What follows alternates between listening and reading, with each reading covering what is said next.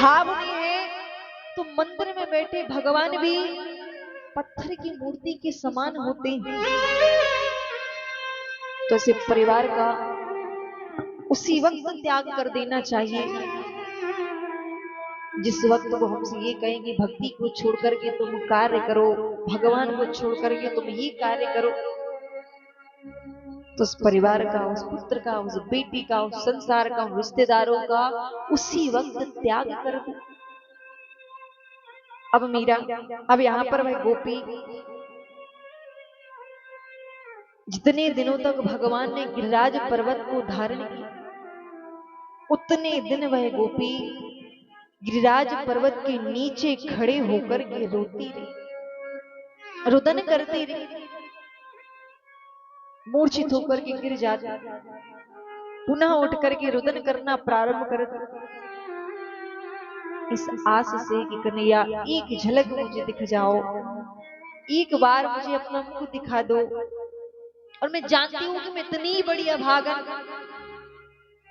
कि तुम मेरे सामने थे, मेरे निकट थे, मैं फिर भी तुम्हें देख नहीं पाई। भगवान कहने लगे, गोपी मैंने तुझे वचन दिया था कि यदि मैंने सौगंध खा ली तो तू रोएगी, तड़पेगी, चिल्लाएगी, तू कुछ भी करेगी, पर मेरा मुख देख नहीं पाई। तो इस जन्म में तो तू 1000 प्रयास कर ले, पर तू मेरा मुख देख नहीं पाएगी।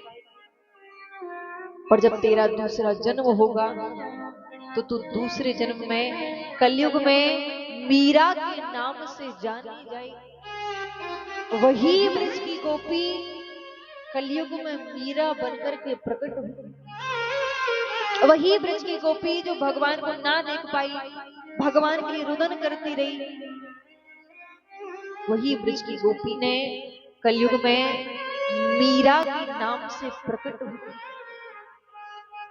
छोटी सी मीरा। तो कहते हैं कि जब मीरा छोटी सी थी तो मीरा के घर कुछ संतों का आगमन हुआ, लेकिन मीरा को बचपन से ही एक रोग लग चुका था।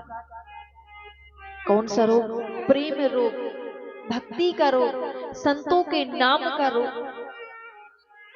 बचपन से ही मीरा ने कृष्ण की भक्ति करना प्रारंभ कर दिया।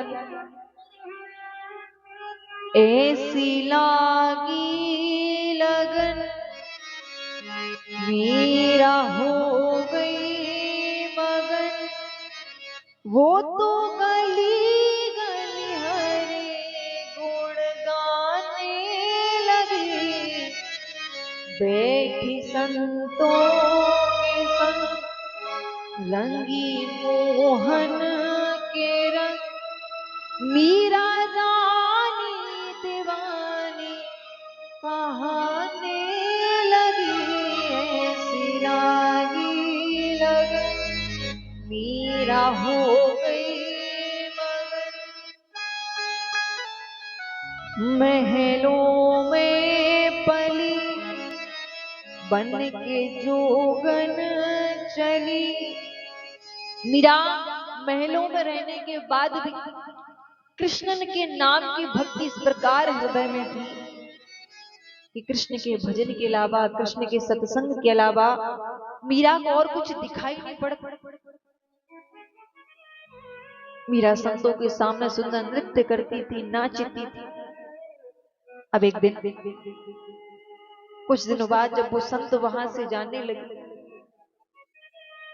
तो मीरा कहने लगी, स्वामी आप जानते हैं कि मैं कृष्ण के भजन के अलावा रह नहीं सकती, तो जब आप चले जाएंगे तो मैं किसके सहारे, किसके साथ मैं भजन करूं? आप जा रहे हो तो मैं आपको जाने से तो रोकूंगी नहीं, लेकिन मैं आपसे कुछ मांगना चाहती हूँ।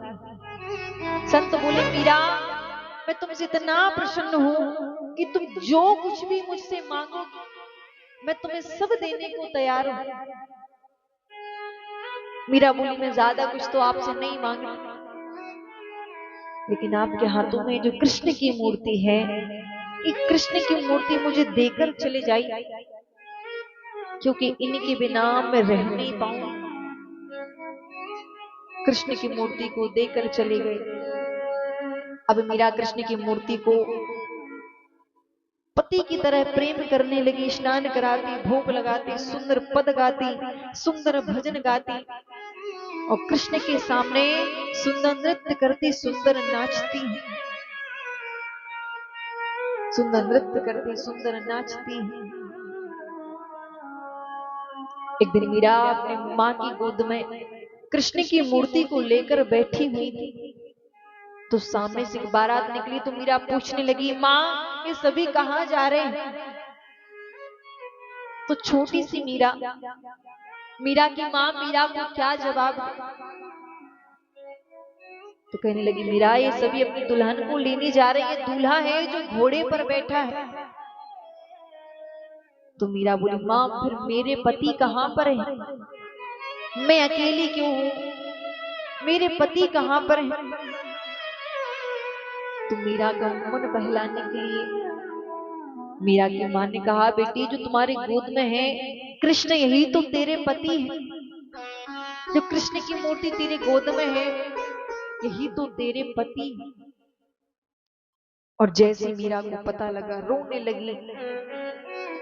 कृष्ण तो मेरे पास थे, मेरे निकट थे और मैं तुम्हें देख नहीं पाई, मैं तुम्हें जान नहीं पाई। मीरा जब बड़ी हुई तो मीरा के पिता कहने लगे, मीरा अब तुम्हारा विवाह राजा भोज के साथ हो। मीरा कहने लगी, पिताजी मेरा विवाह तो हो चुका है। अब मीरा के पिता सोच रहे हैं कि न जाने मीरा ने किसके साथ विवाह कर ली। कहने लगे, तुम्हारी हिम्मत कैसी हुई, मुझे बिना बताए तुमने विवाह कर ली? तो मीरा बोली, माँ आप तो जानती हैं कि मेरा विवाह तो बचपन में कृष्ण के साथ हो गया था। मीरा की माँ बोली, उस समय तुम छोटी थी, मैं तुमसे क्या कहती? तो तुम्हारा मन बहलाने के लिए मैंने तुमसे कहा था कि तुम्हारे पति तो कृष्ण है। मीरा रोती है, मेरा विवाह मत करवाओ, मैं कृष्ण के अलावा किसी की नहीं हो सकती, मैं कृष्ण के अलावा किसी से प्रेम नहीं कर सकती। पर जबरदस्ती मीरा का विवाह मीरा के पिता ने राजा भोज के साथ करा दिया। कृष्ण की मूर्ति को साथ लेकर मीरा सुंदर पद गाती, सुंदर भजन करती। एक दिन मीरा अपने कक्ष में जब नृत्य कर रही थी तो राजा भोज ने मीरा के नृत्य को देख ली। अब राजा भोज मीरा से इतना प्रेम करते थे कि मीरा जो कहती थी राजा भोज उसी प्रकार कार्य करते थे। मीरा के पास आकर बोले, मीरा आज तक मैंने तुमसे कुछ मांगा नहीं, लेकिन आज मैं तुमसे कुछ मांगना चाहता हूँ। मीरा मैं चाहता हूँ कि तुम मेरे सामने केवल एक बार नृत्य करो, मेरे सामने नाच। मीरा कहने लगी, स्वामी मैं अपने कृष्ण के अलावा आज तक किसी के सामने नाची नहीं, कन्हैया के अलावा, कृष्ण की भक्ति के अलावा।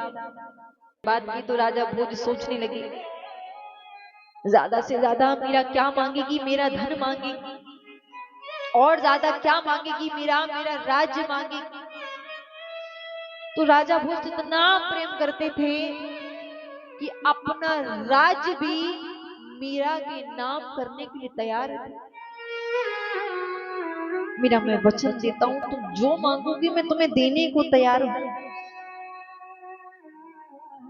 मीरा रोते हुए बोली, प्रभु स्वामी मैं चाहती हूँ कि आप अपना दूसरा विवाह कर लीजिए, क्योंकि इस जन्म में मीरा तो केवल गिरधर गोपाल की हो चुकी है। मेरे तो गिरधर गोपाल दूसरो ना को, और जाके सिरमूर मुकुट मेरो पति सो। तो मैं इस जन्म में तो गिरधर गोपाल की हो चुकी हूँ, इस जन्म में मैं गिरधर गोपाल की हो चुकी हूं, मैं आपके साथ नहीं रह सकती। तो मैं नृत्य करने को तैयार हूं, लेकिन आप अपना दूसरा विवाह कर लीजिए। राजा भोज रोते हुए बोली, मीरा आज से मैंने तुम्हें वचन दिया कि मैं कहता हूं कि मीरा तो केवल गिरधर गोपाल की है। मैं समझ गया कि इस जीवन में, इस जन्म में, और कहते हैं कि जब राजा भोज की मृत्यु हुई